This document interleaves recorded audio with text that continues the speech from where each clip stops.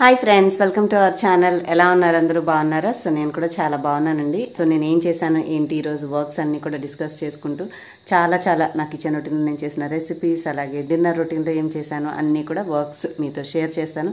Hope మీకు ఈ vlog నచ్చుతుందని అనుకుంటున్నాను. సో ఫైనల్గా లాస్ట్ క్లిప్పింగ్ ఒక్కటి కొంచెం షూట్ చేస్తూ కాస్త వేడి నీళ్ళు అయితే కాచుకుంటే కెటిల్లో పెట్టంగానే ఇవి ఛాయ్ కాగినట్టుగా కాగిపోయినాయి. సో తాగాలంటే కొంచెం కష్టంగా ఉన్నాయి. సో ఇంక ఫైనల్గా ఈ హాట్ వాటర్ తాగేసేస్తే ఇంకా నా రొటీన్ అయితే ఈ రోజుకి కంప్లీట్ అయిపోతుంది. కొంచెం వర్క్ ఏదైతే ఉందో కామెంట్స్ అవి చూసేసి ఇక హాయిగా పడుకుంటాను అనమాట. ఇంకా ఇప్పుడైతే వ్లాగ్ చూసేసేయండి. నేను ఇంక ఈ వాటర్ తాగేసేసి నా డే అయితే కంప్లీట్ అయిపోతుంది. Hi friends, good morning. ఇదైతే నా మార్నింగ్ రొటీన్ అండి. సో ఉదయాన్నే బ్రేక్ఫాస్ట్ చేయడానికి కోసం కావాల్సిన ప్రిపరేషన్స్ అన్నీ చేసుకుంటున్నాను. మీరు ఎలా చేసుకుంటారు అంటే ఎలాగ ప్లాన్ చేసుకుని ఎలా చేస్తారనేది మీకు షేర్ చేయాలనిపిస్తే కామెంట్స్లో చెప్పండి. ఈరోజు నేను చపాతీ అలాగే కొంచెం క్యాబేజీ పీస్ ఉంది. క్యాబేజీ కొంచెం పెద్దగా తెచ్చినప్పుడు ఒకేసారి అంతా వాడుకోలేము కాబట్టి కొద్దిగా కట్ చేసి ఫ్రిడ్జ్లో పెట్టుకుంటాను. ఇది ఉంది కదా, దీంతో పాటు మనకి ఎగ్స్ కూడా ఉన్నాయి. సో ఎగ్ పొరుటు అనేది మాకు చాలా బాగుంటుందండి. మనం చపాతీలో తినడానికి టేస్ట్ అనేది వేడివేడిగా చేసుకుంటే, అందుకని చెప్పి ఆనియన్స్ బదులుగా ఎటు క్యాబేజ్ ఉంది కదా అని అది చేయడం స్టార్ట్ చేశాను. కాకపోతే ఎప్పుడైనా ఐటమ్స్ మనం వండుకునేటప్పుడు కావాల్సిన ఐటమ్స్ ఏమేమి చేయాలనుకున్నా ఆలోచించి దానికి కావాల్సినవన్నీ కూడా తెచ్చి పెట్టుకుంటే క్విక్గా ఎదురుగా కనిపిస్తూ ఉంటాయి. కాబట్టి క్లీన్ చేయాల్సినవి క్లీన్ చేస్తూ కట్ చేస్తూ ఒక పక్కన స్టవ్ మీద పెట్టేసి వండేస్తుంటే వంట చాలా త్వరగా అయిపోతుంది. కాకపోతే మేము మీకు షూట్ చేసి చూపించాలి కాబట్టి ఒక పక్కన కెమెరా స్పేస్ అనేది తీసుకుంటుంది. అది ఫోన్ ఏదైతే పెడతామో దానివల్ల ఏంటంటే ఒకదాని తర్వాత ఒకటి మాత్రమే చేయడానికి, అది సీక్వెన్స్గా షూట్ చేయడానికి కూడా కుదురుతుంది. అటు ఇటు స్విచ్ అవుతూ చేయడం కూడా కొంచెం క్లమ్జీగా ఉంటుంది మీకు చూడడానికి. బట్ జనరల్గా లేడీస్ ఇంట్లో చేసుకునే వాళ్ళైతే ఈ చట్నీ చేద్దాం, ఈ పచ్చడి చేద్దాం, ఈ బ్రేక్ఫాస్ట్లోకి ఇది తయారు చేసుకుందాం, ఇట్లా ఆలోచించుకుని ఐటమ్స్ అన్నీ తెచ్చిపెట్టుకుంటే ఏవేవి శుభ్రం చేసుకోవాలి, ఏవేవి కట్ చేసుకోవాలి, ఏవేవి స్టవ్ మీద వండాలనేది క్లారిటీ ఉంటుంది. ఫటాఫట్ వంట కూడా అయిపోతుంది.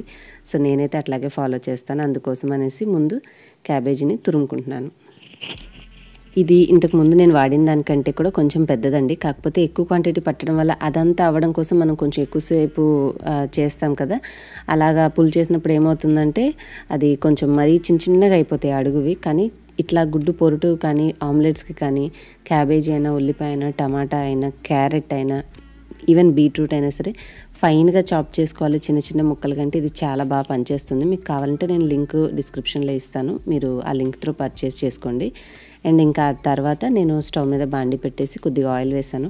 ఇంకా ఆవాలు జీలకర్ర అలాంటివి ఏమి వేయనండి, డైరెక్ట్గా క్యాబేజీ వేసేస్తాను.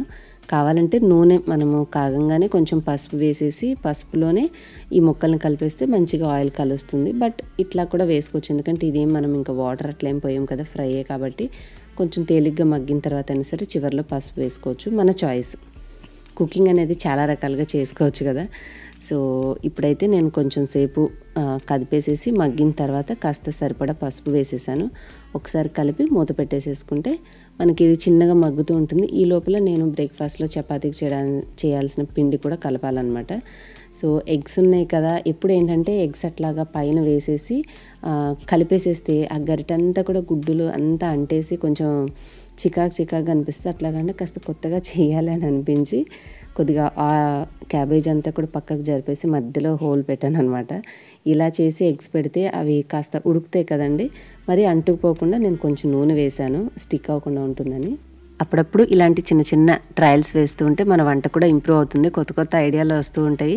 ఈ ఐడియాస్ని మనం దీంట్లో కాకపోయినా ఇంకొక రెసిపీస్ చేసినప్పుడు కూడా హెల్ప్ అవుతూ ఉంటాయండి. ఎప్పుడు తెలిసిన ఒకటే పద్ధతి కాకుండా కొంచెం కొత్తవి చేయడానికి కూడా ట్రై చేస్తూ ఉంటే మన రెసిపీలు కూడా మనకి కొంచెం కొత్తగా ఇన్నోవేటివ్గా బాగుంటూ ఉంటాయి. అంటే ఇది జస్ట్ ఎగ్జాంపుల్కి చెప్పాను అంతే. అండ్ రీసెంట్గా నేను మీకు చెప్పాను కదండి, కొన్ని లిప్స్టిక్స్ తీసుకున్నాను, కలర్ షేడ్ బాగున్నాయని. సో మన ఎగ్ అయ్యే లోపల ఆ ఇన్ఫర్మేషన్ మీతో షేర్ చేస్తాను, పదండి. ఇవి నేను తీసుకున్న బ్రాండ్ వచ్చేసి Lakme for ever మ్యాటీ liquid lip colour అనమాట. సో ఇది ఒక న్యూడ్ షేడ్ తీసుకున్నాను పింక్లో. అలాగే ఇది కూడా కొంచెం డార్క్, దాని మీద ఇలా వస్తుంది కలర్ అనేది. అండ్ ఇది వచ్చేసి మంచి బ్రైట్ రెడ్ కలర్, చాలా బాగుంటుంది. మన ట్రెల్ షాప్లో తీసుకున్నానండి. ట్రెల్ యాప్ అనేది ఏంటంటే మీరు బ్యూటీ, ఫ్యాషన్, కుకింగ్ ఏవైనా సరే small videos like videos, life style videos కూడా అప్లోడ్ చేసుకోవచ్చు, అలాగే షాపింగ్ కూడా చేయొచ్చు. సో దాంట్లో నేను ఈ ప్రొడక్ట్స్ అయితే తీసుకున్నాను. మనకి ట్రెల్ షాప్లో ఉన్న అన్ని ప్రొడక్ట్స్ కూడా డైరెక్ట్ ఫ్రమ్ బ్రాండ్సే వస్తాయి కాబట్టి ఎటువంటి ఫేక్ ప్రొడక్ట్స్ ఉండవు. మీకు డైరెక్ట్ ఏ బ్రాండ్ అయితే మీరు చూసుకుంటారో వాళ్ళ దగ్గర నుంచి మీకు ప్రొడక్ట్స్ వస్తాయి.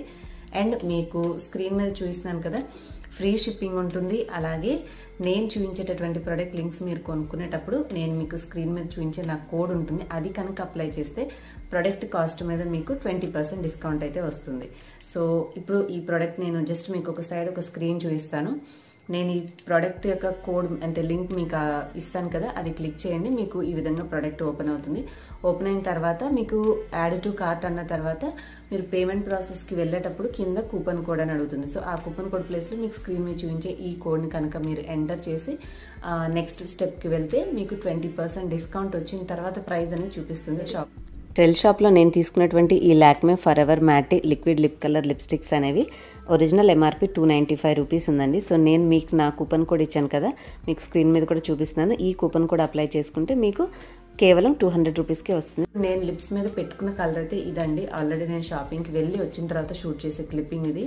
సో ఇది యూజ్ చేయడానికి మాత్రం ముందు కొంచెం షేక్ చేయాలి. షేక్ చేసిన తర్వాత మాత్రమే వాడుకోవాలి.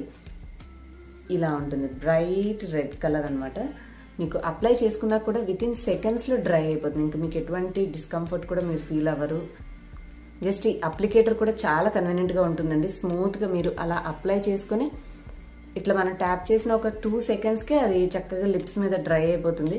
కొంచెం లిప్స్టిక్ తోటి మనము కంప్లీట్ లిప్స్ అనేవి కవర్ చేసేసుకోవచ్చు. మీకు లాంగ్ లాస్టింగ్గా ఉంటుంది. మీకు ఫస్ట్ స్వాచ్ చూపిస్తాను హ్యాండ్ మీద. సో ఇలా ఉంటుంది, లైట్ పింక్ గులాబీ రంగు అనమాట.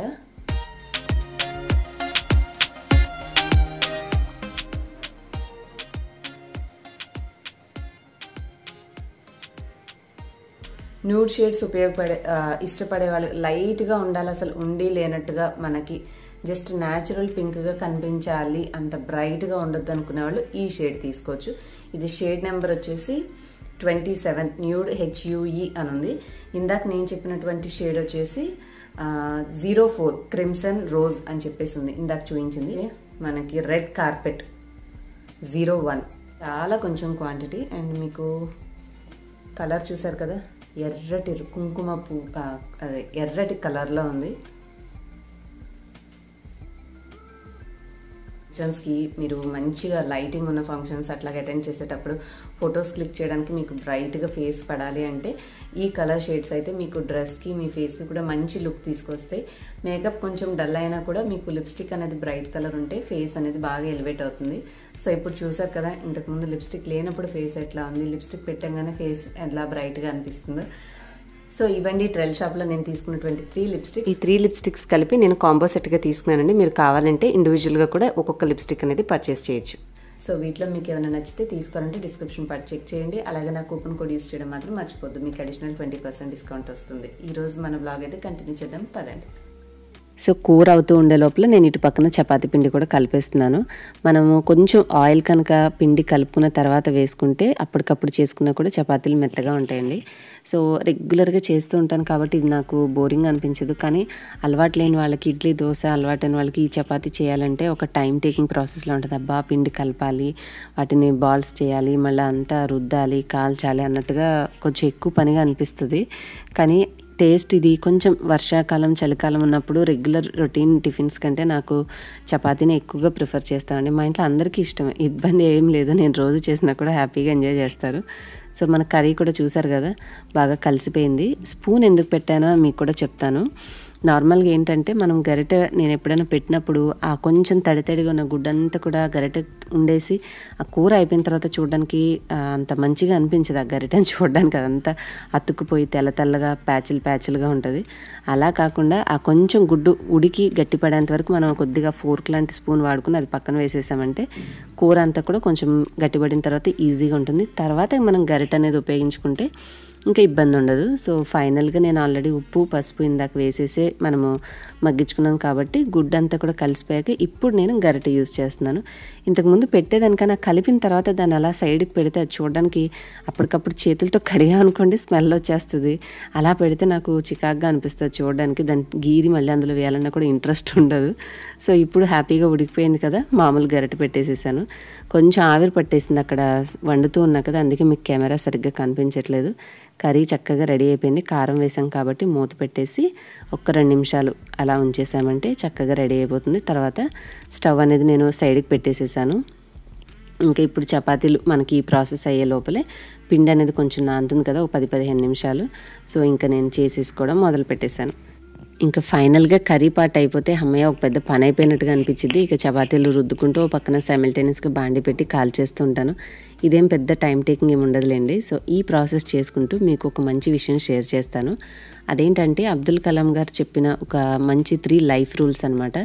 పెద్ద వేదాంతం ఏం కాదు, చిన్న విషయాలే మన యొక్క సక్సెస్ సీక్రెట్ అనేది, అలాగే మన లైఫ్లో మనకున్న డ్రీమ్స్, అలాగే మనకున్న ప్రాబ్లమ్స్, ఈ మూడింటిని కూడా ఎప్పుడూ ఎవరితో షేర్ చేయకూడదండి. ఎందుకంటే మన ప్రాబ్లమ్స్ షేర్ చేసామంటే వాళ్ళు పట్టించుకోకపోవచ్చు. అలాగే మన సక్సెస్ అనేది ఎలా అయ్యామనేది చెప్తే వాళ్ళు అలాగ ట్రై చేసి ఒకవేళ వాళ్ళు కనుక సక్సెస్ కాకపోతే మనల్ని మళ్ళీ నిందించే అవకాశం ఉంటుంది. అలాగే మన డ్రీమ్స్ని కూడా షేర్ చేయకూడదు అని ఆయన చెప్పారు. ఎందుకంటే మీరేం అవ్వాలనుకుంటున్నారో చెప్తే అది ఎదుటి వాళ్ళు ఎంకరేజ్ చేయొచ్చు, డిస్కరేజ్ చేయొచ్చు. అప్పుడు మీకు ఒక ఓన్ క్లారిటీ అనేది మిస్ అయిపోతుంది అనమాట. సో ఎందుకో జస్ట్ నేను ఈ వీడియో అనేది ఎడిట్ చేసేటప్పుడు అలాగా చూసుకున్నాను నేను ఆ పాయింట్స్ అనేవి. సో వాయిస్ ఓవర్లో మీతో కూడా షేర్ చేస్తే మీకు కూడా యూస్ఫుల్గా అనిపిస్తుంది అని చెప్పేసి చెప్పాలనిపించి చెప్పాను. సో వీటిలో మీరు ఎన్ని పాయింట్స్కి అగ్రీ అవుతారు? ఇది నేను చెప్పిన మాటలు కాదండి, మన అబ్దుల్ కలాం గారు చెప్పిన మాటలే. కాబట్టి హోప్ మీకు యూస్ఫుల్ అయ్యి మంచి పాయింట్స్ చెప్పానని అనుకుంటున్నాను. అలాగే ఈరోజు రొటీన్ కూడా మీకు నచ్చి ఉంటే డెఫినెట్గా వీడియోని లైక్ చేయడం మర్చిపోకండి. అలాగే మీ ఫ్రెండ్స్ అండ్ రిలేటివ్స్తో కూడా షేర్ చేసి మన ఛానల్ సబ్స్క్రైబ్ చేసుకోండి. పక్కనున్న ఆల్ నోటిఫికేషన్ బెల్ సెలెక్ట్ చేసుకుంటే వీడియోస్ ఎప్పుడు మిస్ అవ్వకుండా ఉంటారు. Thanks for watching.